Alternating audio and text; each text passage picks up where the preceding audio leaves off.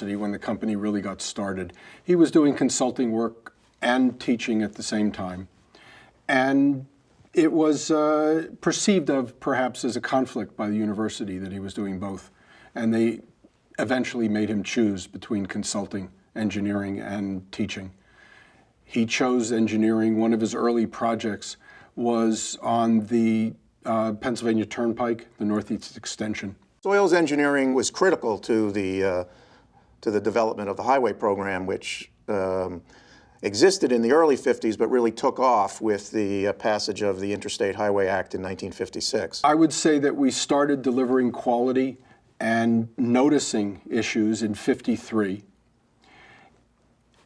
Dad was a depression baby. He was not interested in being rich. He was just never interested in being poor. He was looking for a system that would balance the company always, and saw international as the counterbalance to domestic.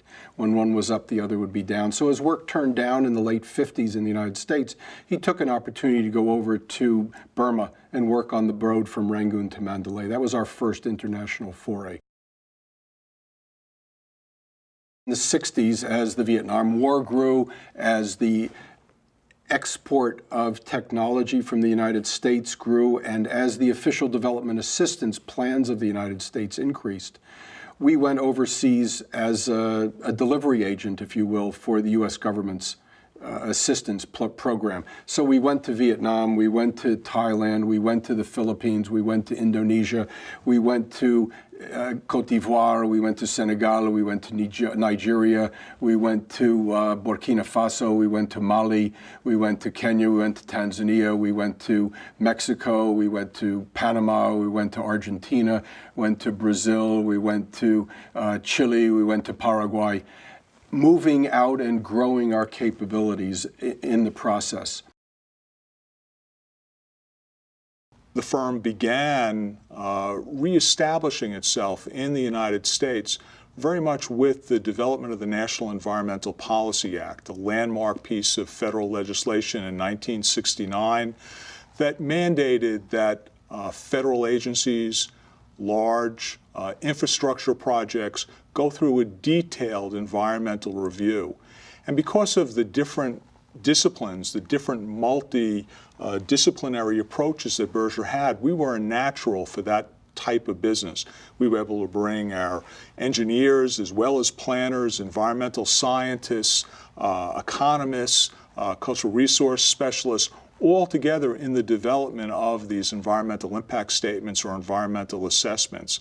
And it was a big part of the growth of the Berger Group here in the United States.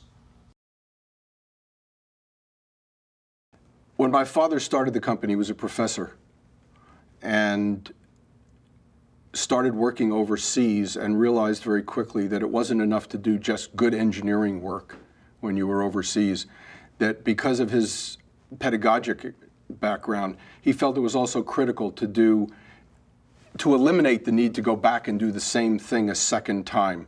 It's what we call capacity building now, technology transfer. He wanted to make sure that he found local engineering companies, local planning firms to work with. If there weren't any, then he would try and create them so that he'd have some repository for what we brought over. China was actually opened first by Dr. Berger, who went there in 1983. When we first started working in China, Dr. Berger convinced the State Department that it would be a good idea to begin training Chinese engineers before China really opened up to the West, which they knew it was going to do. As the island became very important in the War on Terror, people and donors came to us and asked questions. How could we help a group of 20,000 farmers over here? They don't have any access to sell their pineapples or their vegetable products. And so by understanding the gaps in the road network, we were able to identify economic growth opportunities. And through the economic growth opportunities, bring peace and development to areas where none had existed for more than 2 decades. The company grows in 2 ways. Of course, there is organic growth. Each of our companies acquires additional work each year. And and that's one source of growth. The other source of growth is by acquisition. We do acquisitions to add skills to the overall group of companies. So we constantly enhance our overall skill offering by acquisition. And yet we maintain the concept of creativity and individuality and quality by leaving the management local. Nations building is a new concept, which is in fact the need to rebuild the country which has gone through a period of war, of civil war, of revolutions, where a government disappears and there's no more institutions in the country. And we come and we help rebuild the various institutions, the various ministries, restore the infrastructure, restore the water supply, restore the electrical supply, so that the country can function again. When we first started the road, we had approximately 3 years to build 400 kilometers of road, starting with a 50-kilometer piece in 2002.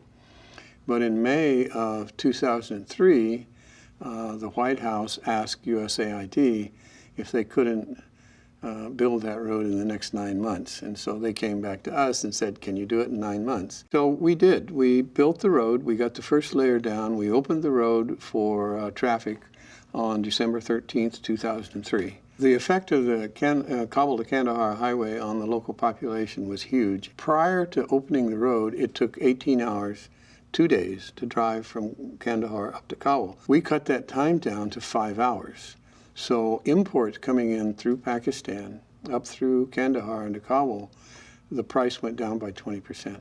Also, people had access now to the capital's healthcare, to the schools, the business opportunities.